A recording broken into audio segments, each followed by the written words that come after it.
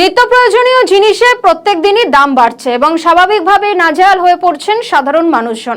নিত্য প্রয়োজনীয় দ্রব্যের অতিরিক্ত মূল্য আদায় এবং কালোবাজারি রোধে এবার পথে নামলো জেলা প্রশাসন। বাঁকুড়ার এবং ইন্দুপুর থানার বিভিন্ন বাজার সরেজমিনে পরিদর্শন করেন প্রশাসনের আধিকারিকরা। প্রশাসন সূত্রে খবর, সম্প্রতি বাজারে চাল, ডাল, তেল, সবজি সহ নিত্য প্রয়োজনীয় জিনিসের দাম অস্বাভাবিকভাবে বৃদ্ধি পেয়েছে। পাশাপাশি কালোবাজারিরও অভিযোগ উঠেছে।